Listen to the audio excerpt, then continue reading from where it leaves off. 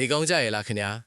အတက်အရွယ်ရလာတဲ့အခါဒါမှမဟုတ်အိမ်ကလူကြီးမိဘတွေမှာခြေထောက်တွေအားမရှိသလိုဖြစ်တာ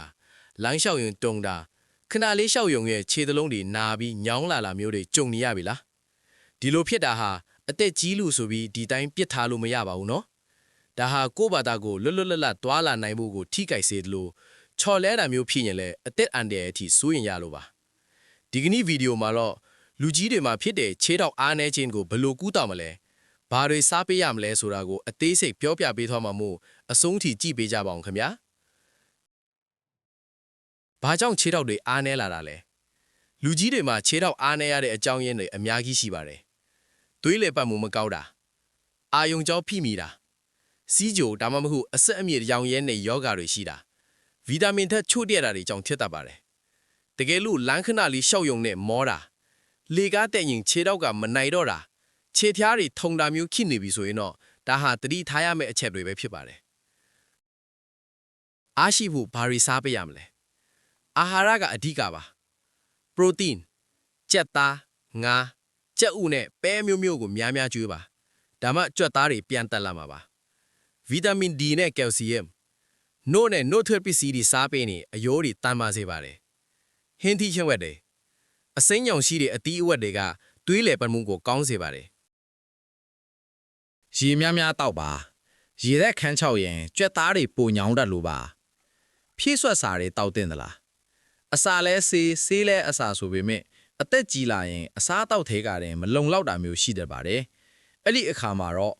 အယိုးအတွက်ကယ်လ်ဆီယမ်နဲ့ဗိုက်တာမင် D ကြွက်တက်တာတက်တာဖို့မက်ဂနီဆီယမ်သွေးလည်ပတ်မှုနဲ့နှလုံးအတွက်အိုမီဂါ3အာယုံကြောအတွက်ဗိုက်တာမင် B အုပ်စုတွေကိုဆရာဝန်နဲ့တိုင်ပင်ပြီးတောက်ပေးလို့ရပါတယ်အိမ်မာတင်လှုပ်လို့ရတဲ့လေ့ကျင့်ခန်းလေးများအိယာထဲမှာပဲလဲနေရင်ပိုအားနေသွားတတ်ပါတယ်ဒါကြောင့်အစစ်အမြစ်မနာစေမဲ့လေ့ကျင့်ခန်းလေးတွေလုပ်ပေးပါထိုင်လျက်ခြေထောက်မြောက်တာထိုင်ကုန်မှာထိုင်နေရင်ခြေထောက်ကိုအရှိကိုစံထုတ်ပြီးမြောက်ပေးပါခြေချင်းဝယ်လက်တာသွေးလက်ပတ်မှုကောင်းစေပါလေလမ်းလျှောက်တာ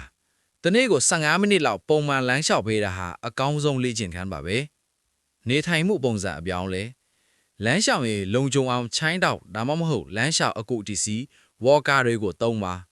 အိမ်ထဲမှာချော်မလဲအောင်သတိထားပါ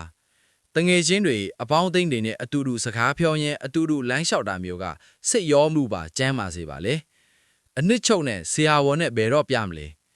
ခြေထောက်အားနေတာဟာပုံမှန်အတိုင်းဆိုရင်လေ့ကျင့်ခန်းလို့အာဟာရပြည့်အောင်စားရင်တက်တာနိုင်ပါလေဒါပေမဲ့ရုတ်တရက်ကြီးခြေထောက်ကလုံးဝမနိုင်တော့တာလမ်းလျှောက်လို့မရတော့တာမျိုးဆိုရင်တော့ဆရာဝန်နဲ့ချက်ချင်းပြသဖို့လိုအပ်ပါလေနော်တိလိုသမျှမေကွန်းနဲ့အဖြေများဒီအပိုင်းမှာတော့လူကြီးတွေခြေထောက်အားနေတာနဲ့ပတ်သက်ပြီးလူမေးများတဲ့မေကွန်းလေးတွေကိုဖြေပေးသွားမှာဖြစ်ပါတယ်မေးခြေထောက်တွေဘာကြောင့်အားမရှိသလိုဖြစ်ရတာလဲဖြေ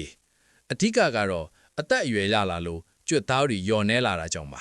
ဒါအပြင်သွေးလည်ပတ်မှုမကောင်းတာအာယုံကြောထိခိုက်တာစီးကြိုနဲ့အစစ်အမြစ်ရောင်တာတွေကြောင့်လည်းဖြစ်တတ်ပါတယ်ဗီတာမင် B12 နဲ့ D ဓာတ်ချွတ်တဲ့ရင်လည်းခြေထောက်တွေတုံပြီးအားနေတတ်ပါတယ်ခင်ဗျာမေးခြေထောက်အားရှိအောင်ဘယ်လိုလေ့ကျင့်ခန်းမျိုးလုပ်ရမလဲဖြေအញ្ញမ်းပင်မန်းတာမျိုးမလုပ်ပါနဲ့ထိုင်ကုန်မှာထိုင်နေရင်ခြေထောက်ကိုရှေ့ဆန့်ထုတ်ပြီးမြောက်ဖေးတာအตาရလမ်းလျှောက်တာနဲ့ရေကူးတာမျိုးတွေကအကောင်းဆုံးပါအရေးကြီးတာကဒိုးနဲ့အစစ်အမြစ်တွေကိုဝန်မပိစေပဲပုံမှန်လေးလုပ်ပေးဖို့ပါပဲမေးအသက်ကြီးတဲ့သူတွေကခြေထောက်ပြန်ပြီးအားတန်လာနိုင်ပါလားဒါပေါ့ပြန်ပြီးအားတန်လာနိုင်ပါတယ်ဒါပေမဲ့ဇွဲရှိဖို့တော့လိုတယ်နော်အာဟာရပြည့်အောင်စားမယ်တနေ့ကိုအနည်းဆုံး15မိနစ်လောက်လေ့ကျင့်ခန်းလုပ်မယ်ဆိုရင်ကြွက်သားတွေပြန်တက်လာပြီးအရင်ကထက်အများကြီးပိုတန်လာမှာပါမေးခြေထောက်အားနေရင်ဘာဆေးတောက်ရမလဲဒါကတော့ဖြစ်ရတဲ့အကြောင်းရင်းပေါ်မူတည်ပါတယ်ဗီတာမင်ချို့တက်လို့ဆိုရင်အားဆေးတောက်လို့ရသလိုအာယုံကြောကြောင့်ဆိုရင်လည်းအာယုံကြောဆေးတွေသုံးရတတ်ပါတယ်